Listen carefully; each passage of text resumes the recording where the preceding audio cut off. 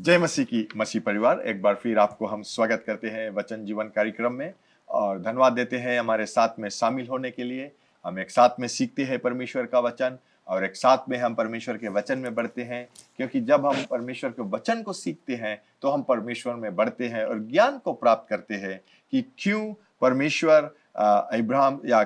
क्यों परमेश्वर ने अब्राहम से वादा किया, उससे एक वाचा को बनाया। और क्यों हमने पिछले सप्ताह देखा कि क्यों परमेश्वर ने जल प्रलय के द्वारा मनुष्यता का जो एक रईस था उसे खलास को किया, लेकिन उसने जो नोआ का जो परिवार था उसे बचाया। तो आज हम फिर से देखेंगे प्यारे लोग, अब्राहम के वाचा जो हमारा जो विषय है उसके विषय में हम लोग देखेंगे। और हम लोग ने समाप्त किया था पिछले सप्ताह कि किस प्रकार से परमेश्वर ने जो मनुष्यता का जो धरती पर जो मनुष्य था उसके जो भाषा था उस पर वो गड़बड़ी को लाए। और क्यों लेकर आए तो जरा सा मैं बतला दूं ताकि हम याद कर सके कि जब परमेश्वर ने नोआ को बचाया और उसके परिवार को बचाया तो परमेश्वर ने एक आज्ञा को दिया था जो उसने आदम को भी दिया था कि तू जाकर धरती पर फैल जा और धरती पर सभी चीज पर अधिकार रखे। तो नोआ को बचाने के बाद में उसको परिवार को भी परमेश्वर ने वो आज्ञा को दिया था। अगर हम जेनेसिस के चैप्टर 9 में पढ़ेंगे तो वहां पर मिलेगा। लेकिन हम क्या देखते हैं कि बहुत साल बाद, कुछ सालों बाद क्या होता है कि जो लोग थे वो धरती पर फैला नहीं धरती पर, लेकिन उसके जगह पर वो लोग एक ही स्थान पर रहने लगे। एक भाषा तब थे तो वो लोग एक इकट्ठे होकर एक योजना को बनाया कि जो टावर ऑफ बेबल जिसे हम कहते हैं उसे बनाने के लिए वो लोग तैयार हुआ और वो तैयार होकर बनाने की शुरुआत को किया। और जब परमेश्वर ने देखा कि मनुष्य जो जिसको अधिकार दिया गया था पादरी साहब, वो जो परमेश्वर ने उन लोगों से कहा था वो सुना नहीं, उसको विरोध में आए, तो परमेश्वर आकर उनके जो शब्द थे, जो भाषा थे, उस पर वो गड़बड़ी को लेकर आए। उसके द्वारा क्या हुआ, जो परमेश्वर का योजना था वो पूरा हुआ। क्योंकि हम ये देख सकते हैं कि उसके बाद में मनुष्य जो था पूरे धरती पर फैल गया, जितना जो कोने थे लोग वहां पर अपने परिवार को लेकर चला गया। और फिर क्या होता है कि वहां पर परिवार बढ़ने लगा। तो ये जो टावर ऑफ बेबल था उसके बारे में भूल गया लोग, और जो उस तरह का और दो दूसरे जो तावा है वो बनाने की कोशिश नहीं किया। लेकिन यहाँ पर हम देखते हैं कि वो लोग जो परमेश्वर का जो शब्द था वो करने लगा, मनुष्य के जीवन में आया। लेकिन एक गड़बड़ी और आया कि लोग जो थे वो परमेश्वर से भुला गया, परमेश्वर को भुला गया। लेकिन वो लोग शक्ति को, जो सामर्थ्य है या जो जो क्या कहते हैं इंद्रिय है, उन सब चीजों पर वो उसका उपासना करने लगे। और फिर उसके बाद में जो मूर्ति पूजा करने लगे उसमें परमेश्वर की खोज करने लगे। वो उसका जो ज्ञान था, जो जो 5 इंद्रिय थे जिसके विषय में पहले बात किया था, उन पर वो परमेश्वर की जो रेवलेशन है या उसके जो रेवलेशन को मिलता है उन पर लोग करने लगा। और वो परमेश्वर को नहीं था, लेकिन क्या करने लगा कि ये लोग जो पूजा पाठ जो जो मूर्ति पूजन करने लगा या मूर्ति की उपासना करने लगा। तो हम देखते हैं यहाँ पर, अगर हम रोमियो की किताब में, अगर पादरी आप देखेंगे या आप कह सकते हो रोमियो की किताब में आप पढ़ सकते हैं 1 से लेकर 1, रोमियो 1 और 18 से लेकर 32 तक, यहाँ पर हमें कुछ ज्ञान को मिलता है। सही है पादरी। जैसे हम प्रत्येक राष्ट्र की सबसे पुरानी जो पवित्र शास्त्र है और उसका जो नियम है उसमें हम पढ़ते हैं तो हमें ज्ञान जरूर मिलता है। और हर एक जो शब्द है, जो ज्ञान है, अगर हम उसे लेकर चलें तो हमें ये नहीं सोचना पड़ेगा कि हम क्यों दूसरी लोगों की तरह भटकते रहें, क्योंकि हमारे अंदर परमेश्वर का वो शक्ति रहेगा कि हम क्या करते हैं, कि हमें किसी तरह का भय नहीं होगा या हमारे अंदर किसी तरह का कुछ तरह ऐसा आएगा नहीं कि जो और लोग करते हैं क्यों ना हम उसमें शामिल हो जाएं, जिसे हम मूर्ति पूजा कहते हैं या कुछ और कहते हैं। लेकिन परमेश्वर का जो प्यार है वो हमें इतना अपना प्यार हमारे लिए करता है कि हमें वो शक्ति देता है। तो हम ये भी कह सकते हैं पादरी कि जब परमेश्वर हमें वो शक्ति सामर्थ्य देता है पवित्र आत्मा के द्वारा, तो हमें फिसलना नहीं चाहिए, क्योंकि अगर हम एक बार फिसल जाएं तो हम वहाँ से हमें बहुत कठिन होता है कि हम निकल कर फिर अपने जीवित परमेश्वर के राज में प्रवेश करें। क्योंकि जब तक हम हैं परमेश्वर के राज में, हम जानते हैं कि हमारा छुटकारा देने वाला, हमें हर एक समय हमारे पास रहने वाला हमारा परमेश्वर है। तो क्यों हम दूसरी जातियों की तरह या पूजा करें या मूर्ति पूजन करें, कि उसमें हमें कुछ लाभ ही नहीं। तो जैसे हम आगे बढ़ते हैं पादरी साहब और पढ़ते हैं रोमियो की किताब में, हम देखते हैं कि पहले मैं तुम सब के लिए यीशु मसीह के द्वारा अपने परमेश्वर का धन्यवाद करता हूँ, क्योंकि तुम्हारे विश्वास की चर्चा सारे जगत में हो रही है। परमेश्वर जिसकी सेवा मैं अपनी आत्मा से उसके पुत्र के सुसमाचार के विषय में करता हूँ, वही मेरा गवाह है कि मैं तुम्हें किस प्रकार लगातार स्मरण करता रहता हूँ और नित्य अपनी प्रार्थनाओं में विनती करता हूँ कि किसी रीति से अब तुम्हारे पास आने में मेरी यात्रा परमेश्वर की इच्छा से सफल हो, क्योंकि मैं तुमसे मिलने की लालसा करता हूँ कि मैं तुम्हें कोई आत्मिक वरदान दूँ जिससे तुम सितर हो जाओ, अर्थात यह कि अब मैं तुम्हारे बीच में हूँ तो हम उस विश्वास के द्वारा जो मुझ में और तुम में है एक दूसरे से प्रोत्साहन पाएं। हे भाइयों, मैं नहीं चाहता कि तुम इससे अनजान रहो कि मैंने बार बार तुम्हारे पास आना चाहा कि जैसा मुझे दूसरी अन्य जातियों में फल मिला वैसा ही तुम में भी मिले, परंतु अब तक रोका गया। मैं यूनानियों और अन्य भाषाओं का और बुद्धिमानों और निर्बुद्धियों का कर्जदार हूँ। अंत में तुम्हें भी जो रोम में रहते हो सुसमाचार सुनाने को भरसक तैयार हूँ, क्योंकि मैं सुसमाचार से नहीं लज्जाता, इसलिए कि वह हर एक विश्वास करने वाले के लिए, पहले तो यहूदी फिर यूनानी के लिए, उद्धार में निमित्त परमेश्वर की सामर्थ है, क्योंकि उसमें परमेश्वर की धार्मिकता विश्वास से और विश्वास के लिए प्रकट होती है, जैसा कि लिखा है, विश्वास से धर्मी जन जीवित रहता है। विश्वास से। तो यही पादरी साहब कि जब हम ये जो पुस्तक है, अगर हम इस पुस्तक को लें तो हम इसमें देखें कि जो शुरुआत से था आदि से आज तक, जिसका अंत भी नहीं, इसमें कोई रद्द बदल या किसी तरह का कुछ है ही नहीं। अगर हम जैसे और कोई पुस्तक लें तो हम आज कुछ और सकते हैं, उसमें छाप दें और फिर कुछ और, मगर परमेश्वर का जो वचन है इसे हम नहीं बदल सकते और ना ही इसमें हम कुछ रद्द बदल कर सकते हैं या उलट पुलट कर सकते हैं। तो अगर जैसे हम देखें परमेश्वर का वचन जो शुरुआत में था, आदि में परमेश्वर था जो आकाश और पृथ्वी की सृष्टि की, और उसका हर एक जो वाचा है और उसका जो हर एक वचन है वो आदि से अंत तक भी वही है। जब परमेश्वर ने हमें ये कहा कि मैं तुम्हें ये जन्म को दिया, मैं ही तुम्हारा रक्षक हूँ, मैं ही तुम्हारा उद्धार करता हूँ और मैं ही तुम्हें हर संकट से बचाने वाला हूँ। तो जब हम इस वचन को मानते हैं जो शुरुआत से था, तो हमें ये जानना बहुत ज़रूरी है पादरी कि हर एक वचन जो यहाँ है उसे हम अपने अंदर ग्रहण करें और हर एक वचन ही के द्वारा हम ये जान सकेंगे, ये सीख सकेंगे कि हम किस रास्ते पर भी चलते हैं। अगर हम कुछ गलतियाँ करते हैं या उल्टी पुल्टी करते हैं या किसी तरह की चालबाजी करते हैं, तो हमें ये जानना है कि अगर हम इसको पढ़ते हैं और इसका हर एक वचन हमारे अंदर है, तो हमें पवित्र आत्मा ये ज़रूर दिखलाएगा, याद दिलाएगा कि जो तुम कर रहे हो ये परमेश्वर के विरुद्ध है, उसके नियम के विरुद्ध है। तो हमें विश्वास है कि जब हम पवित्र शास्त्र का हर एक वचन सुनते हैं तो हमें ये विश्वास है कि हम उलट पुलट नहीं करेंगे। जैसे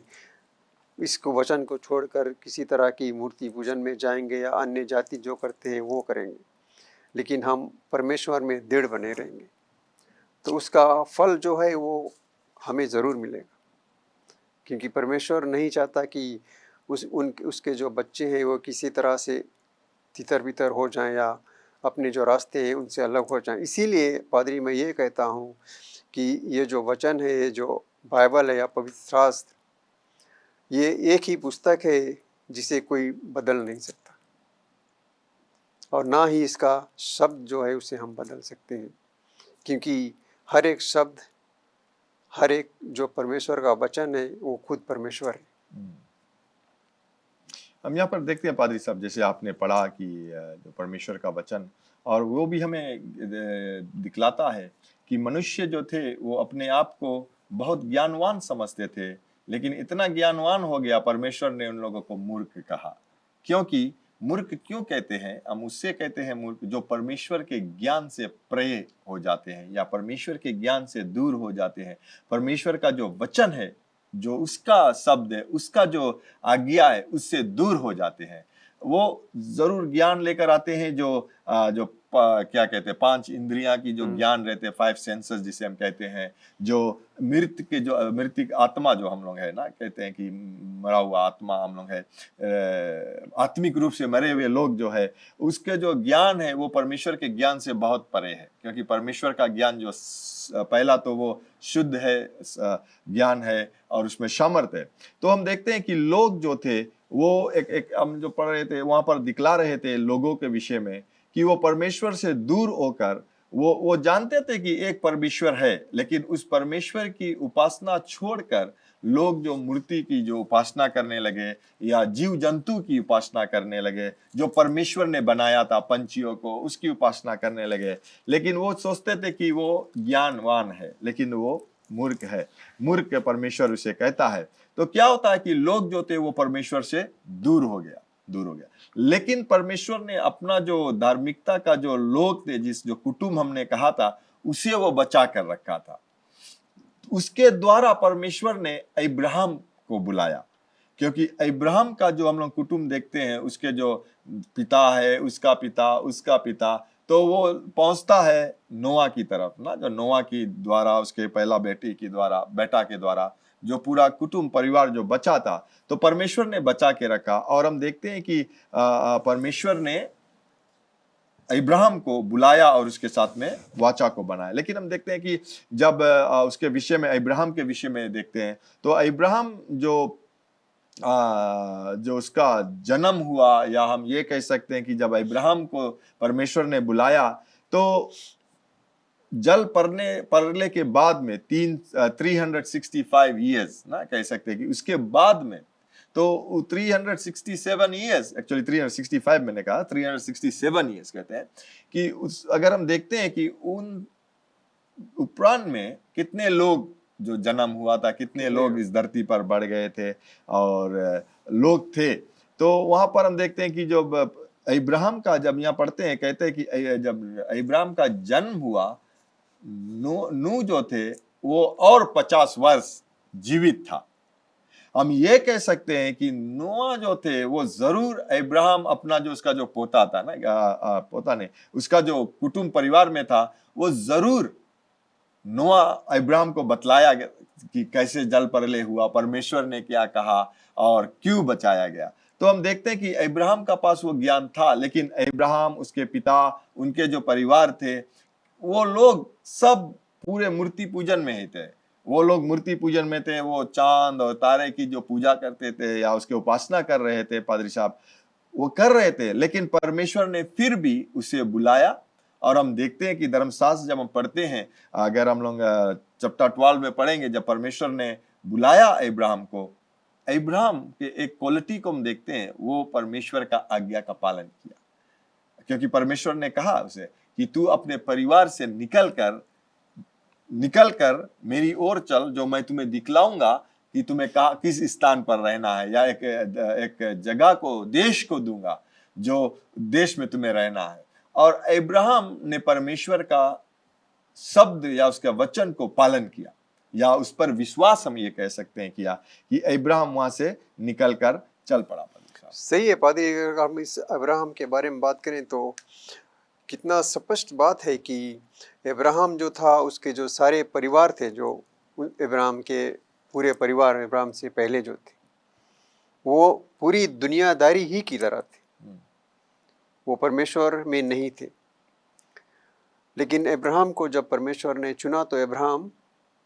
खुद अपने आप को परमेश्वर के रास्ते पर ले आए, क्योंकि वो जानता था कि मूर्ति पूजन करने से क्या होगा, या हम परमेश्वर के साथ जाएं जो जीवती परमेश्वर है उससे हमें क्या लाभ है। तो जो अब्राहम था वो अपने विश्वास में दृढ़ था, वो अपने विश्वास से मुड़ा नहीं। तो अगर हम जैसे इस विषय में बातें करते हैं पादरी, अगर हम देखें कि जो हमारे भी परिवार हैं, अगर हम मसीह में हैं तो हमारा जो दूसरा परिवार है वो मसीह में नहीं। और कई ऐसे भी समय आया जैसे आपने और हम साथ हैं, तो एक जो विवाहित समय है, एक परिवार मसीह में होता है और दूसरा मसीह में नहीं होता है। तो हमारा जो पवित्र शास्त्र है वो साफ कहता है कि तुम्हें कुछ भी करना है तो तुम अन्य जातियों से अपने आप को अलग रखो। तो उसी तरह से जिस तरह से अब्राहम ने परमेश्वर की आज्ञा का पालन किया और अपने सारे कुटुंब को छोड़ दिया, कि परमेश्वर ने उसे भेजा और वो चला गया, वो परमेश्वर से सवाल ही नहीं किया कि मैं कहाँ जाऊँ, किस तरह जाऊँ। तो उस पर इतना विश्वास था परमेश्वर पर, परमेश्वर भी जानता था कि वो मेरा एक भक्त है। तो अगर हम आज देखें, आज के समय, तो हम क्या देखते हैं कि अगर हम एक परिवार को बचाते हैं तो दूसरा परिवार दूसरी तरफ जाता है, या हम किसी को कुछ सलाह देते हैं अच्छी तरह कि हमारे जो परमेश्वर हैं, जो जीवता परमेश्वर है, उसमें तुम्हें आने से, उसके जो नियम है उसका पालन करने से क्या लाभ है। तो और जो दूसरा साथी है उसका वो दूसरी रास्ते पर चलता है। तो इसमें क्या होता है कि वो दो रास्ते पर चलते हैं। जब हम दो रास्ते पर चलते हैं तो जैसा एक शब्द कहा है कि जब वो समस्या ही है। है। तो हम अपनी तरह से तो पूरी कोशिश करते हैं कि हम जो भी सुसमाचार सुनाते हैं या फैलाते हैं, तो ये सिर्फ कह सकते हैं कि जो वचन परमेश्वर का वचन है, अगर उसमें हम चलें तो हम जो हमारा जो साथी भटक रहा है या गिरने वाला है, हम उसे बचा सकते हैं अगर वो हमारी बातें मानता है और मुझसे समझाते हैं। कुछ समय तो लगता है, लेकिन हमें विश्वास है कि जो सुनते हैं इस बातों को ग्रहण करेंगे कि अपने समय परमेश्वर ने अपने लोगों को किस तरह से बचा कर रखा, और ऐसे अपने आशीष को किस तरह से परमेश्वर ने अपने लोगों को दी कि उनके पास क्या नहीं था। जैसे हम अब्राहम को देखें, उसके पास क्या नहीं था, वो अपने परिवार को छोड़कर निकल गया, जबकि उसका पिता जो कह रहा था वो क्या था, वो उनके पास भी तो बहुत कुछ था, लेकिन परमेश्वर की आज्ञा मानकर वो चला गया। और यहाँ तक कि वो खुद अपने पुत्र को भी बलिदान करने को तैयार था। लेकिन जब परमेश्वर उसके साथ था, परमेश्वर पर उसका विश्वास था, उसी तरह से अब्राहम को परमेश्वर पर विश्वास था, तो परमेश्वर वहाँ आकर उसको उस समय भी रोक दिया कि तुम ऐसा नहीं कर सकते, क्योंकि मैंने तुम्हें परख लिया है कि तुम मुझ पर कितना विश्वास करते हो। तो इसी तरह से हमें भी एक जब विश्वासी है तो हमें उसी तरह उस विश्वास में दृढ़ रहना चाहिए कि अगर हम कुछ करते हैं तो परमेश्वर हमारे साथ है, हमारे हर एक प्रार्थनाओं को सुनता है। हम कुछ मांगते हैं तो हमें वो ज़रूर देगा, भले आज नहीं तो कल हमें हमारी जो प्रार्थना है वो सुनेगा। तो इसी तरह से जब हम परमेश्वर के बनाए हुए रास्ते पर चलेंगे तो हमें विश्वास है कि जो पूर्वजों को परमेश्वर ने अपने समय में किया था, जैसे मोसेस थे, अब्राहम थे, नूह थे और कई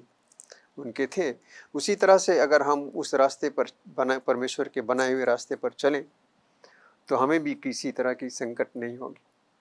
सही बात है पादरी साहब, क्योंकि जब हम परमेश्वर के वचन में चलेंगे परमेश्वर हमें बढ़ंती को देगा। इसलिए परमेश्वर ने अब्राहम को उसके परिवार से निकालना पड़ा ताकि परमेश्वर पहला तो उसे बचाना था, जो धार्मिकता का जो परिवार था उसे बचाना था, धार्मिकता को बचाना था। यहाँ पर हम देखते हैं कि जो अब्राहम जो थे वो भी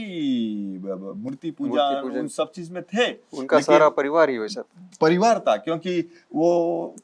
हमने देखा कि परमेश्वर से दूर हो गए थे लोग। लेकिन अब्राहम जो थे वो जानते थे कि कोई परमेश्वर है, ये लोग जानते थे, लेकिन ये नहीं जानते थे कि इस परमेश्वर को किस तरह से उपासना को करना है, और तो वो अपने ज्ञान में करने लगे। लेकिन परमेश्वर का जो जो दया हम ये कह सकते हैं, या परमेश्वर अपने जो वचन था उसे पूरा करने के लिए, और वो ये जानते थे कि अगर हम कह सकते हैं क्यों अब्राहम को चुना गया, तो हम यहाँ पर एक बात को कह सकते हैं, क्योंकि अब्राहम जो था इस स्थान से परमेश्वर ने निकालने से पहले वो और एक स्थान पर था। तो वहां पर जब उसके पिता कहा कि चलो यहां से दूसरे स्थान पर, तो वो अब्राहम जो था अपने पिता का आज्ञाकारी था और वो चल पड़ा, और वहां पर जाकर अपने पिता का सेवा या परिवार के साथ में बनती रहने लगा। लेकिन जब जब परमेश्वर ने जरूर देखा होगा कि अब्राहम भी एक आज्ञाकारी पुत्र है, तो वो जब परमेश्वर ने उसे कहा कि तुम इस परिवार से निकल कर चला जाए और तुझे मैं देश को दूंगा, दिखलाऊंगा, और वो कहता कि दिखलाऊंगा, नहीं बतलाया कि इस देश को दूंगा, पहले मैं तुम्हें दिखलाऊंगा। और जब अब्राहम जो परमेश्वर पर विश्वास कर कर जब वहां से चल पड़ा, परमेश्वर कहता है कि इस अब्राहम को धार्मिकता ठहराया गया विश्वास के द्वारा। अब्राहम को धार्मिकता ठहराया गया विश्वास के द्वारा, यानी कि अब्राहम का जो जो टाइटल हम दे सकते हैं वो धार्मिक व्यक्ति था, उसे उस समय धार्मिकता को मिला। और फिर जब परमेश्वर के वो बातों को सुनते हुए वो चला गया और 25 साल बाद अभी तक एक स्थान पर आए, अब्राहम ने, परमेश्वर ने उससे कहा कि मैं तुम्हें ये देश को दूंगा, बढ़ंती को करूंगा। और अब्राहम, हम जानते हैं कि अब्राहम ने परमेश्वर से कहा कि इतना बढ़ंती किस काम के लिए, मेरा पास तो कोई पुत्र ही नहीं है। लेकिन परमेश्वर का जो योजना था वो अब्राहम नहीं जानते थे, लेकिन परमेश्वर जानता था, क्योंकि परमेश्वर का फिर वादा आया अब्राहम के पास कि मैं तुम्हें एक पुत्र दूंगा जिसके द्वारा वो तुम्हारा जो परिवार है उसे मैं बनाऊंगा। अब्राहम के द्वारा एक परिवार को बनाया, जो जिसे हम इजराइल या जीविश लोग कह सकते हैं, जीविश का जो परिवार है। लेकिन हम देखते हैं पादरी साहब कि अब्राहम जो था वो परमेश्वर के हर एक बातों को भरोसा रखता था, जो भी परमेश्वर कहता था वो भरोसा रखकर चल पड़ा, वो जाता गया। तो परमेश्वर भी एक चीज को हम देखेंगे जो अगले सप्ताह देखेंगे, लेकिन यहां पर आज हम कहते हैं कि परमेश्वर ने अब्राहम के साथ में एक लहू का वाचा बनाया, यानी कि जब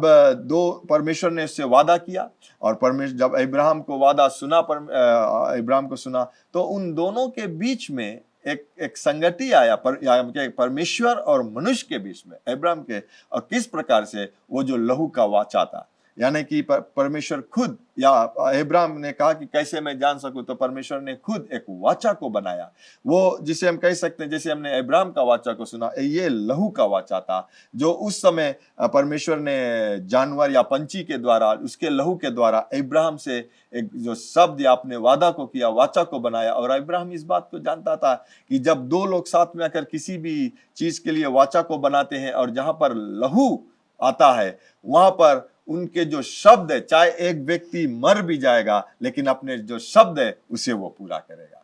तो हम ये कह सकते हैं पादरी साहब, जब हम अगले सप्ताह देखेंगे, जो लहू का वाचा के विषय में देखेंगे, तो हम ये समझ सकेंगे कि परमेश्वर ने क्यों अब्राहम के साथ में लहू का वाचा को बनाया, जो पंछी के जो लहू थे या जानवर के जो लहू थे उसके द्वारा बनाया, और परमेश्वर खुद अपना वादा को पूरा किया। तो हम यहीं पर समाप्त करें पादरी साहब, और फिर पिछले सप्ताह अगले सप्ताह में देखेंगे कि क्या होता है। सही है पादरी, ये बहुत ही खुशहाली की बात है कि जब हम इस विषय में बातें करते हैं कि, और हमें ये हमारे अंदर ये खुशहाली होती है और एक रहस्य उत्पन्न होती है कि हम क्यों ना और अपने आप को परमेश्वर में प्रकट करें, क्यों ना हम अपने अंदर जो अपने अंदर का जो हृदय उसको क्यों ना और खोलें, ताकि परमेश्वर जान सके कि हम भी उसके कितने करीब हैं। तो वही जो हर एक आशीष जो परमेश्वर ने अब्राहम पर डाली थी, वो हम पर भी वही परमेश्वर एक ही परमेश्वर है जो हम पर भी वही कर सकता है। क्यों, किस तरह? अगर हम परमेश्वर के वचनों पर विश्वास करें और ये समझ सकें कि जो हम कहते हैं और जो सुनते हैं वो सिर्फ सच है। आमीन। परमेश्वर का वचन सत्य है। आमीन। तो हम प्रार्थना करें पादरी साहब।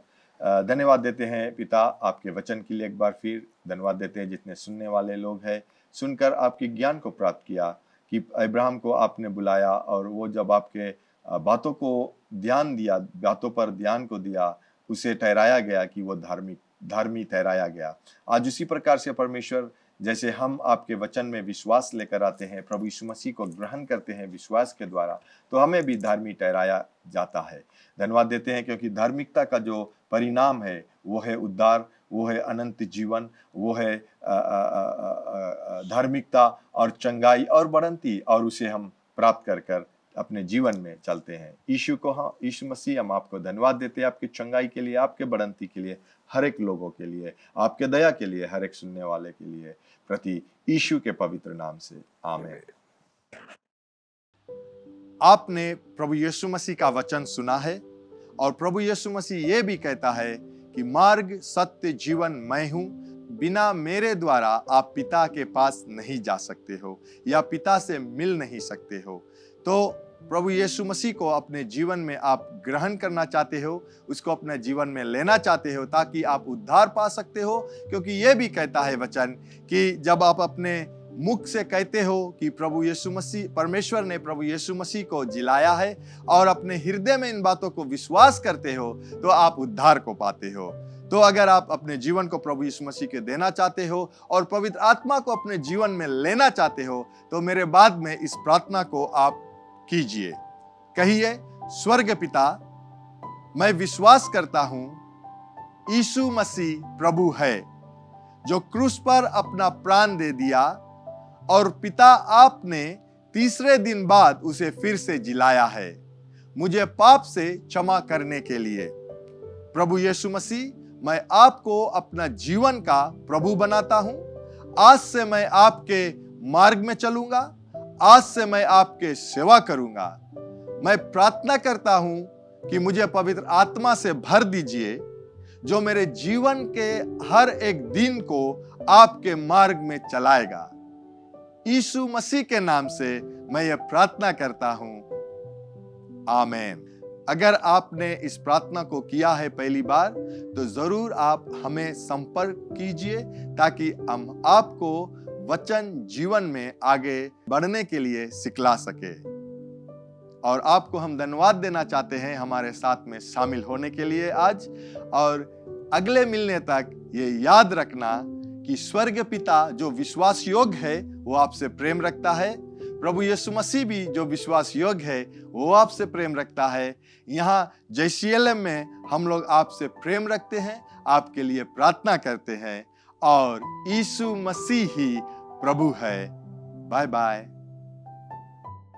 Learn more from God's Word and send us your prayer requests by visiting our website www.jclm.org, or you can like our Facebook page, Jesus Christ is Lord Ministries, to keep up with the now word of the Lord for the season. Follow us on Instagram, JCLM Fiji. Better still, subscribe to our YouTube channel, JCLM Fiji, to receive the latest teaching of God from the ministry.